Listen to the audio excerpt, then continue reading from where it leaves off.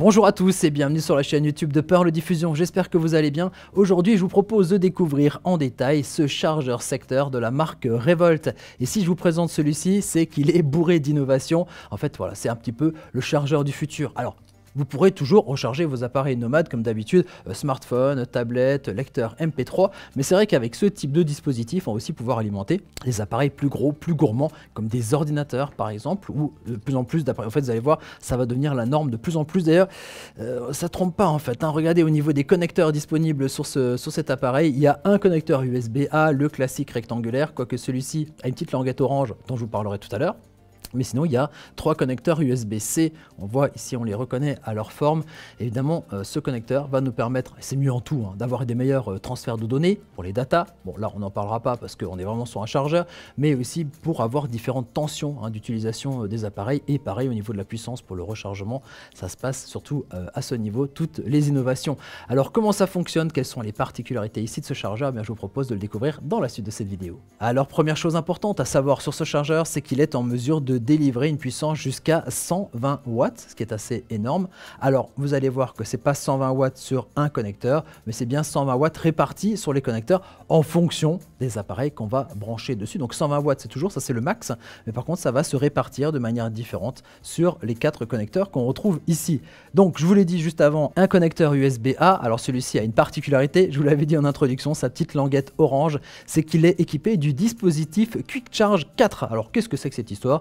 C'est tout simplement une optimisation pour recharger les appareils. Donc on va avoir déjà une adaptation à la tension, c'est-à-dire que en fait ça va reconnaître automatiquement à quel voltage, si vous voulez, en quelle tension fonctionne votre appareil. On peut avoir du 4,5, du 5, du 9, du 12 et même du 20 volts, avec un maximum de 22,5 watts et un maximum de 5 ampères, ce qui fait quand même déjà des chiffres assez énormes, tout ça sur un USB-A, et ça c'est donc grâce au Quick Charge. Ensuite on va passer au connecteur USB-C. Il y en a 3, mais en réalité les 3 ne sont pas totalement identiques.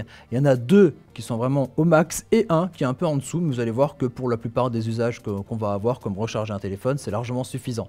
Par contre, donc les 2 premiers, ceux qui sont en fait tout en haut, juste au niveau du logo Revolt, donc les 2 premiers là-haut, les C1 et le C2 ont la capacité donc de fournir une tension de 5, 9, 12 ou 15 volts à jusqu'à 45 watts et 3 ampères maximum. Ok, mais il reste encore la tension de 20 volts qui, elle, peut nous emmener jusqu'à une consommation de 100 watts, ce qui est fou, et jusqu'à 5 ampères. Donc là, on peut vraiment alimenter des appareils qui nécessitent quand même déjà beaucoup de puissance, comme par exemple un ordinateur portable très performant. Et le 3e connecteur USB-C, le plus faible de la bande, est quand même déjà pas mal du tout, puisqu'il est quasiment comme ses 2 grands frères au niveau de la tension, il peut monter assez haut. Par contre, c'est au niveau de la puissance qui va être limité, qui va être bridé à 20 watts. Mais franchement, pour recharger un smartphone, on n'a pas besoin de plus que 20 watts. Ça fonctionnera très bien. Donc, il a sa place dans la famille des connecteurs ici sur ce chargeur. Ces 2 premiers connecteurs bénéficient de la technologie Power Delivery. Alors ça permet donc de recharger plus rapidement le smartphone et aussi de s'adapter automatiquement à la tension de l'appareil. Il n'y a pas de réglage, de bouton de réglage à faire. Ça se fait automatiquement via cette technologie. Alors, petite parenthèse aussi, si vos appareils ne bénéficient pas de cette technologie, il n'y a pas de problème. Ça se fait automatiquement aussi, ça va donc se mettre au plus bas et donc s'adapter aussi bien sûr à vos appareils. On n'est pas obligé d'avoir systématiquement des appareils compatibles, ça fonctionne avec tous les appareils. Alors bien entendu, ce chargeur bénéficie aussi de toutes les sécurités nécessaires, de surchauffe, de surtension, de court-circuit, des choses comme ça.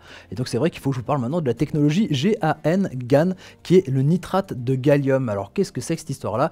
Eh bien dans nos composants électroniques, il faut des matières différentes. On utilise beaucoup le silice, le silicium, pour faire des composants électroniques, notamment des transistors. Il y en a besoin de transistors ici dans ces appareils-là, mais on est en train de remplacer progressivement donc ce silicium par du nitrate de gallium. On parle du GaN.